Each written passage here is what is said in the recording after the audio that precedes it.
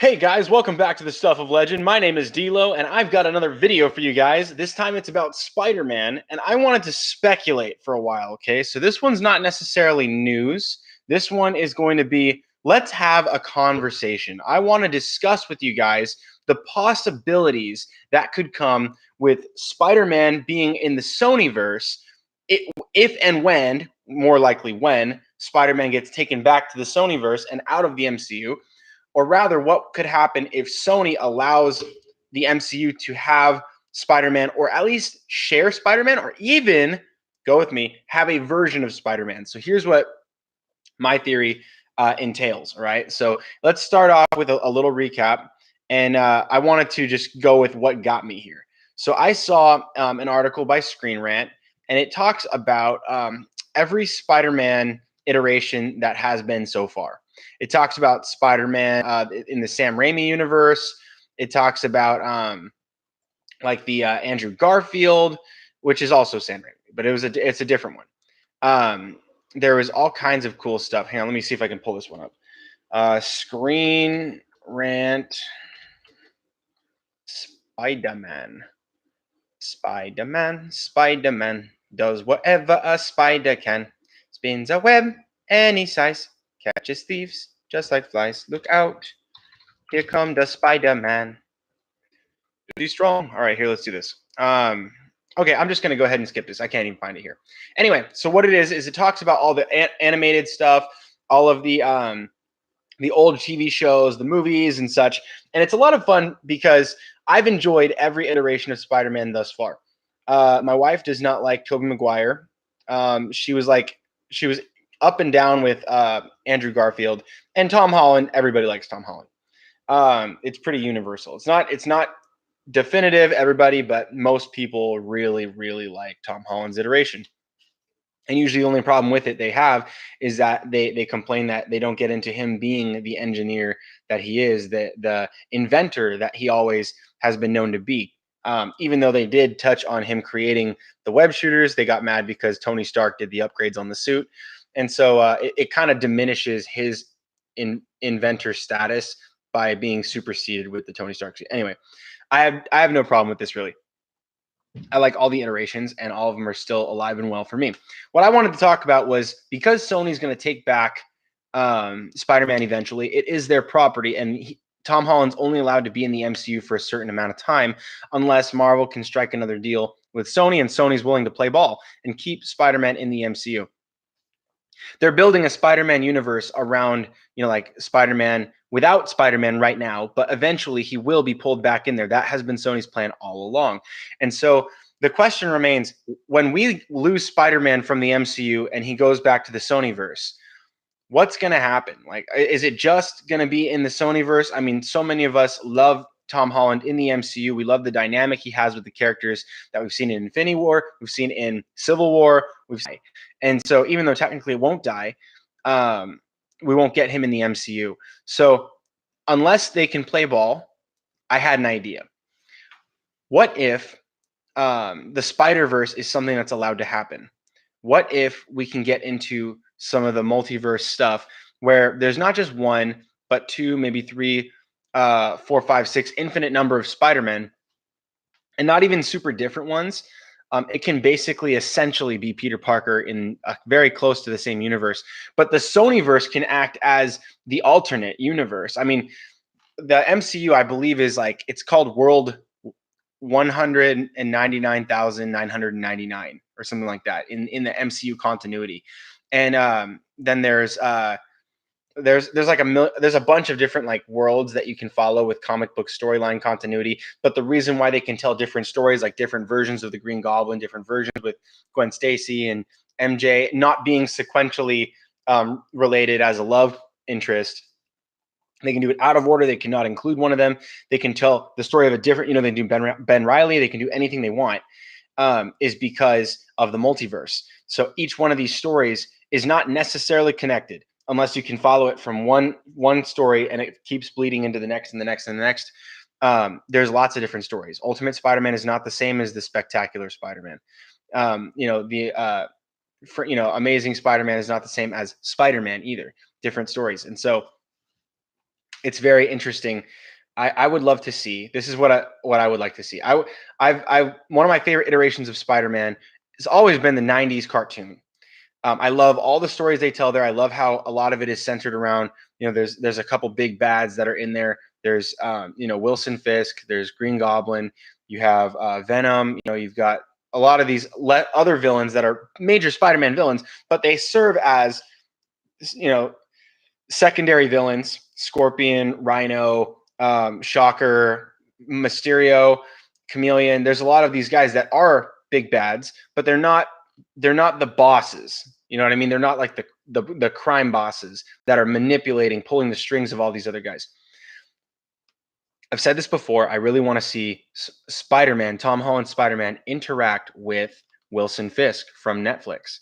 I think that would be the best possible scenario that we could get, is to have him be the buyer from the Avengers Tower in Homecoming, and then to have him act and pull the strings for all the other villains that they've set up so far, and then include new villains. It would be a lot of fun. And then you can even get the Defenders, not as a whole group, but you could do them one at a time. You could have Iron Fist show up.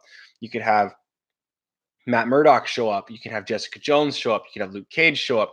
It would be a lot of fun. And I think that those types of things would do well. And my idea here is you can have two Spider-Men. If Sony insists on taking back Spider-Man, which is fair, that's a fair thing for them to do because it's their property. They could take him back, and they could pull the MCU could pull another Spider-Man out of the multiverse or the Spider-Verse.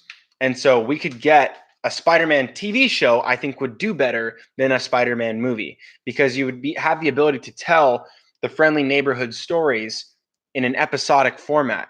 I just recently played the Spider-Man PS4 game, and it really got me thinking about how much I've missed episodic Spider-Man stories. Just like day to day, it's like, oh my gosh, I'm late for lunch with Mary Jane, or oh my gosh, now I have to stop this truck that the brakes just went out, and then what happened was they were, it ended up being, these criminals that were smuggling drugs and stuff, and then I had to take them down, but then I was late for the dinner, and then what's going on with Mary Jane? It'd be really cool to have a story where you could just get episodic tales of him fighting crime in the city, and it leads into some big bads. He interacts with some bosses and some bad guys that we all know and love, Hobgoblin. You could build into someone like Green Goblin. You could have Wilson Fisk pulling the strings in the background, throwing bigger bads at Spider-Man to get him out of the picture, so his crime can be uninterrupted. You could have the Wrecking Crew involved. There'd be a lot of really cool things that you could do with a Spider-Man TV show, and it doesn't have to be brutal and gritty like the Netflix series, but you theoretically could. Marvel would never do that to a property like Spider-Man, though. They would keep Spider-Man PG-13 or TV PG. And I'm okay with that. I love every TV PG iteration of Spider-Man. I seriously do. And I think that it would be a really good catch and view for them to do that kind of thing on their Disney streaming service. And they would obviously have to pay some sort of like I don't know what you would call it, maybe like a royalty or something to Sony, or like you pay them their fees or whatever for however much money you make, they get a deal so that you can use the Spider-Man character and the characters in that world for a percentage of the profit or whatever. And but at the same time, the Disney streaming service can get a whole lot of action. That would be really, really great. I think that would be massively beneficial to the Disney streaming service that will be coming out. It'll provide a lot of good content, and a lot of eyeballs will tune in and pay for the subscription just for that, just for Spider-Man. It's the biggest name that they have, bigger than Iron Man, bigger than Loki, bigger than Scarlet Witch. But if you wanted to really steal the show and get some eyes on your streaming service, use Spider-Man. Make a deal with Sony. See if they'd be willing to play ball in that arena. I would be willing to bet that they would be willing to do that. To have the Sony verse operate in movie format, and then you could have Spider-Man in the TV universe, and then it could be its own thing. You could have, it could be part of its own world, or you could have it be a TV format show that crosses over with the MCU. You could have a new actor. And one actor that comes to mind, I know he's getting a little bit older now, but Drake Bell. Drake Bell is he was born in June 27th, 1986. What does that make him now? I'm super bad at math. I don't want to do math. Here, let me just Google it.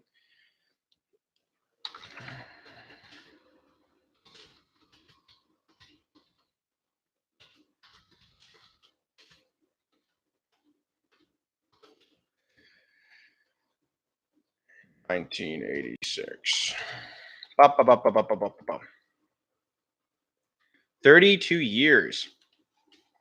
Okay, so he's about 32 years old. So Drake Bell is 32 years old. He doesn't look very old, but you could do a slightly older, almost Andrew Garfield age type of Spider-Man, which I think would be really good. Again, don't go with a younger Aunt May. Go with an older Aunt May. Make it appropriate for that. But like you could do it when he's in college and he's trying to figure out what to do in his life. Is he settling down with Mary Jane? How does he balance his social life, his family life, and then his superhero life and his job at the Daily Bugle? It would be really cool. You can get back to that 90s TV show feel, but Drake Bell was actually he was the voice of Spider-Man in the Ultimate Spider-Man TV show on what I believe was Disney XD, and that was one of my favorites. Apart from the 90s TV series itself, this was my absolute favorite. Drake Bell has the perfect personality to play Peter Parker, to play Spider-Man in the suit, all quippy. He's funny. He's got a hilarious like kind of tone to his voice, so he can get really like snarky and sassy. And but he's also a very talented, like he's low key one of the most talented TV actors to come out of Nickelodeon. He really is. His emotion that he brings to that show is just it's powerful. And I know it's vocal acting. It's very different from on-screen performances, but he is very talented. And I think that he would be able to pull that off. And it would provide like the lighthearted, happy kind of feel that you would need to do a Spider-Man TV show on a Disney streaming service. Because obviously they're not going to do anything like the Netflix series is on the Disney streaming service. They're not going to put anything remotely close to rated R or TV mature. So that would be off the table, and they would never consider that for Spider-Man because that would eliminate your ability to market his new show towards the audience that it has always been targeting. That would not work out well. So you'd have to do it TV PG or TV 14 or something in that range. Probably TV 14 would be most likely. But anyway, there was some excellent talent on that show as well, alongside Drake Bell. Ogie Banks is Luke Cage. Chi McBride, Nick Fury, Logan Miller played Nova. Greg Sipes, the kid who plays Beast Boy in Teen Titans and Teen Titans Go, he plays Iron Fist. And I love that Iron Fist. It's the best Iron Fist. I think it's one of the only Iron Fists actually to be depicted, but it's seriously, it's wonderful. And I think that's a lot of people's that Iron Fist really captures what a lot of people see Iron Fist to be. And it's the zen, relaxed, like he's the guy that you can't touch him. He's untouchable, but he's also very passive, very peace oriented, and he keeps his calm. He's kind of funny, like he's kind of like a little bit quippy, but it's in this very like laid back zen type of feel. Very different from Spider-Man's, which is usually like a high stress type of quick-witted humor. Other talent that was there was Caitlin Love, who I did not recognize from anything else, but she was fabulous as White Tiger. Matt Lanter is an actor I love. He plays Anakin in the Clone Wars, one of the best TV shows of all time. Honestly, for me, it's the very best TV show, animated TV show of all time is Avatar: The Last Airbender, and shortly following that, it's the Clone Wars, and Matt Lanter is largely responsible for that. Matt Lanter, D. Bradley Baker, who is also, he plays Kirk Connors in this show. So he plays the Lizard. And also some names that you would recognize. Tom Kenny, the voice of SpongeBob, plays Dr. Octopus. Also, J.K. Simmons, the man who plays J. Jonah Jameson. Parker! He's the guy who in the Sam Raimi Spider-Man with Tobey Maguire, he plays J. Jonah Jameson, and he plays him here too. So he comes back to reprise his role from that trilogy, which is awesome. He was seriously the perfect person for that role, and they brought him back to play that same role in this animated series, which was wonderful. Also, there's some other names here. Clark Gregg, who you guys know as Agent Phil Coulson. He also plays Phil Coulson in this animated TV series, and they modeled the character after him, after his actual likeness. So he's basically playing himself. He's playing his previous role from the MCU, which is another interesting thing that they would link the MCU with the Sam Raimi Spider-Verse by having J.K. Simmons as J. Jonah Jameson, which is insane. There's other talent there. Tara Strong, also from Teen Titans, and many other things. She normally would play Raven, but here she plays Mary Jane Watson, which is really cool. They do a lot of awesome things. They have the Iron Spider. They have not just the suit. They have I forgot what his name was.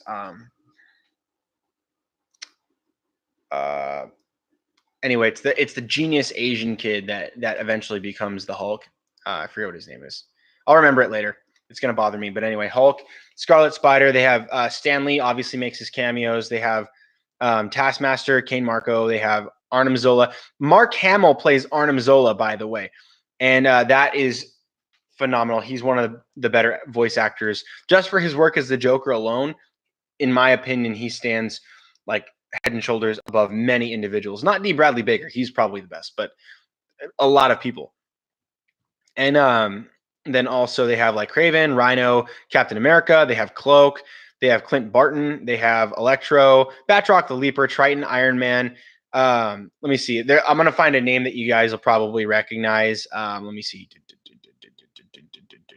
Donald Glover. So if you guys saw Homecoming, Donald Glover plays the Prowler. And if you guys aren't familiar with that, if you didn't catch that, the line that he says, "I got a nephew in Queens," he's referring to Miles Morales. Well, what's interesting about this is that before Homecoming came out, Donald Glover played Miles Morales in the this TV show, The Ultimate Spider-Man, which is it's amazing.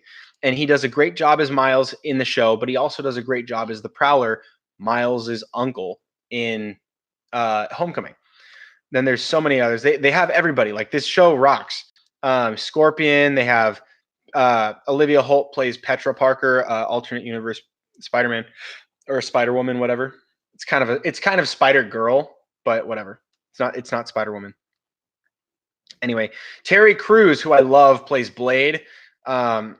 There's so many good names. Seth Green, he plays Howard the Duck. I'm skipping over a ton here for you guys, just trying to get to some names you'll probably recognize. Let me see. Dove Cameron plays Gwen Stacy. I think that's the same girl that plays she plays Dagger in Cloak and Dagger, I think. Let me see if I can just double check that for you, because I know that she looks just like someone else. Okay, I don't see her in that. No, she was in Agents of... She's the girl from Agents of S.H.I.E.L.D. Never mind. No. She looks just like the chick who plays in Cloak and Dagger, but that's not her. Anyway, she's from Agents of S.H.I.E.L.D. That's where I got her mixed up from. So a lot of fun. Greg Grunberg plays Uncle Ben. I love Greg Grunberg. George Takei. There's a lot of names here. Tons of really good stuff. I think Agent Gemma Simmons from Agents of S.H.I.E.L.D. makes an appearance here as her character from Agents of S.H.I.E.L.D. So that actress is actually here. Lots of fun. And it's so many like nostalgic nods and like teases from the MCU and TV shows that are already out that they bring in. It's so much fun. Drake Bell kills it. I would love to see Drake Bell do a live action Spider-Man. Obviously, there's probably dozens of individuals that could play Peter Parker in a live action TV series. Along like to kind of mirror and play opposite the Spider-Man in the Sonyverse, which would be really cool. But I would really like to see a TV series done on Spider-Man, live action TV series. I'd like to see, hopefully Marvel head that. I would prefer Marvel do that, not Sony. But because Marvel's been making a lot of really good TV shows. I know they've had a couple that were not so great. Jessica Jones was like, like season 2 was Luke Cage season 1 I was not a huge fan of, but Luke Cage season 2 picked it up. And I can say the same thing for Iron Fist. I enjoyed Iron Fist season 1, but nobody else did except my wife. And then also the second season just boosts it up. It's so good. but I think it was just basically Iron Fist season 1 and Inhumans were the only two real struggles that Marvel has had so far. There's been a couple that didn't really do well in the movies, but as far as TV, they're doing a great job, and they have a very high success rate. So I would love to see them do a Spider-Man TV show. That would be my take there. So anyway, I think that's just kind of like my theory to wrap this into a theory rather than just pure speculation. I do think that Sony wants to keep making money, and it kind of comes down to three things. I believe that Sony is willing to continue to play ball under certain terms.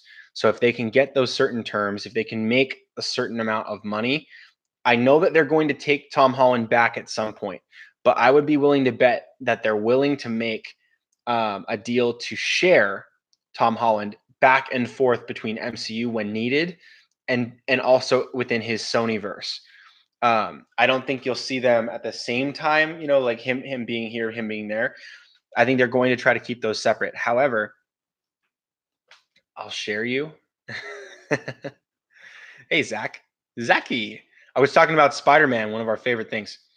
And I was just about to wrap up my theory on this. Can you see me? No, I can't. I love you too. Zach, I want to ask you, since you're in the chat, how would you feel about doing a live action Spider-Man that is put on by Marvel it doesn't have to be in the MCU, but on the Disney streaming service. So something maybe like TV 14 or something, and just do a dated, like a friendly neighborhood Spider-Man where it's episodic and you can just focus on, some of the little things, car chases. Maybe he has to take on the Rhino in one episode, and maybe it progresses or something like that. That would be really fun. I think, to get back to more of a friendly neighborhood type of thing where the stakes are low. It's like Homecoming where the stakes aren't super. Well, I would prefer it to be played by Tom, yes, but my theory is that Sony is at some point taking Tom back to the Sonyverse, but they might be willing to continue to let Marvel do something like, oh, it's the Spider-Verse, we're going to find another Spider-Man to come help us out in our New York or whatever, like maybe Tom's gets sucked into the void and now he's in the Sonyverse. Like, I don't know how they're going to play that. They're going to have to do something. And so it would be really interesting to find, what if they decide, hey, let's do a TV show for Spider-Man on the Disney streaming service, and it'll be TV 14. It's technically connected to the MCU and all the other stuff, but maybe it does and does not actually really connect outside of a couple of references. Sort of how they've been doing it on the Netflix universe, where it is connected technically, but it's kind of an upstream connection where the Netflix guys recognize the MCU and the MCU never recognizes the Netflix. I would love to have Tom Holland play in a friendly neighborhood type of thing. Either way, heck yeah. That's how I feel. Either way, heck yeah. If we could have a show that isn't network TV but like Netflix universe, then yes. Well, I don't think they'll, even if they do it on Netflix, which would still work, I don't think they'll make it gritty or brutal like the other Netflix series is, because they would never be able to market Spider-Man the same way ever again. Because then anyone who sees Spider-Man, they'll click in there with their kids, and then they'll be pissed because there's like blood and violence. Wesley, you'll have the Kingpin. It's gonna be. Could you imagine? That'd be great. I would love to see, though, the Netflix guys mix with Spider-Man just in a TV 14 setting, so that anybody could tune in for that. Netflix or gritty, I just mean without the ties of a big network. Yes, that's exactly what I mean. It'd have to be. I would only want that on Netflix or on the Disney streaming service itself.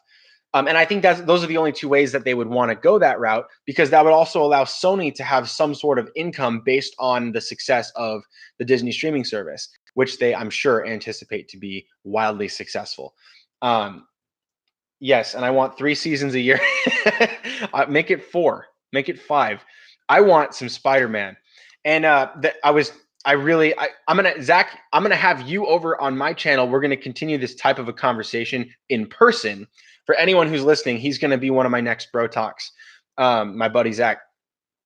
And it's gonna be a lot of fun because we both just played the PS4 Spider-Man, and no spoilers, but it's fantastic. It is some seriously good Spider-Man like I call it TV because it feels episodic, because mission to mission you're getting new stories. You're dealing with these issues. You're taking out crime in the city piece by piece by piece by piece, and the story goes forward. Yeah.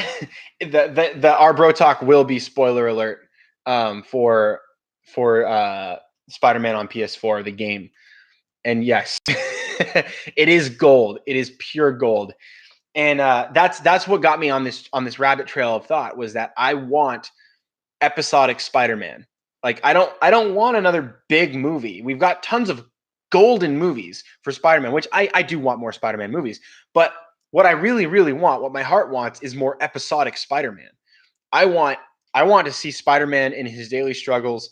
I want to see him struggling to reconnect with Aunt May and Mary Jane, and like I want to see him go and have a connection building with Kurt Connors, and then I want to see the struggles there when Kurt, eventually overwhelmed by the loss of his arm, not being able to cope with his loss, starts to get into some trouble. I want to see the same thing with Green Goblin and Harry, and I want to see all of that. I want to see all of that begin to unfold. Just give us a Spider-Man TV show. If they can do Arrow, if they can do Flash, if they can do, and when I say they, I mean DC, if they can make shows out of these superheroes, and Marvel can do shows like Agents of S.H.I.E.L.D., or they can do, I'm not going to reference the Inhumans, but like if they can do any of these TV shows, like and the Netflix stuff, they should be able to do a Spider-Man live action. And if it's with Tom, that would be fantastic. I love Tom, but I've also loved all of the iterations so far. I've loved Toby, I've loved Andrew,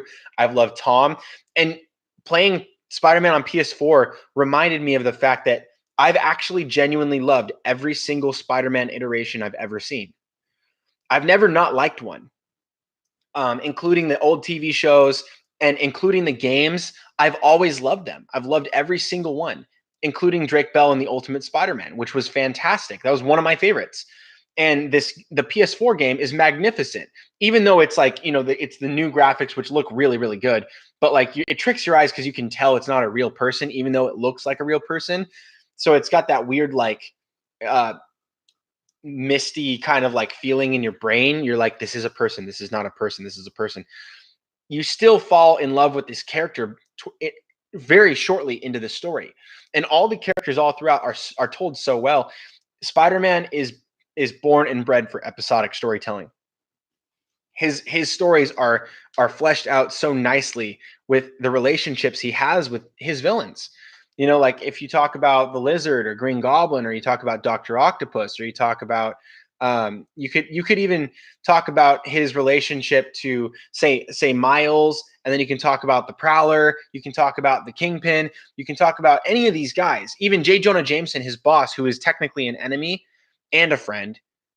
You can get such deep, rich storytelling with all of these scenarios. I would love to have somebody even like Drake Bell come back and play a slightly older Peter, so you can get the Daily Bugle drama, you can get the Mary Jane drama, you can get the Aunt May and the showing up on time to work, and missing appointments, and you can talk about trying to get a photograph and then catching criminals in the act, getting stopped in the street by whatever, having to go save people, all that stuff. You could have a lot going on. So it doesn't have to be a high school story, which I like. It can also be an older Spider-Man like Tobey Maguire or Andrew Garfield. We can get those stories, and we can do it in an episodic way, which would be awesome. I think that would be ideal. So I'll leave that there. My theory is that they will at some point do this. I think that they will at some point say, we've had massive success with animated Spider-Man, but I think the time is coming where we need to have some sort of a live action TV series, even if it's with Tom, even if it's without Tom. I think that we're going to get something in the realm of a Spider-Man TV series on either Netflix or the Disney streaming service. So that's my theory. Thank you guys so much for watching. If you guys liked what I have been talking about, what I've been rambling on about, Give it a like. Make sure to leave a comment down below. Let me know what you think. Is there any actors that you think you would like to see down below?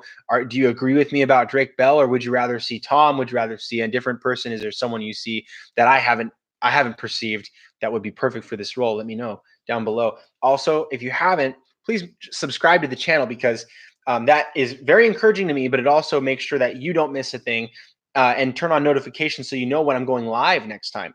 That'll be very helpful as well. So love you, Zach. Thank you for tuning in. Thank you guys, everyone who's tuned into my video right now. I appreciate it. I'll talk to you guys next time right here on The Stuff of Legend.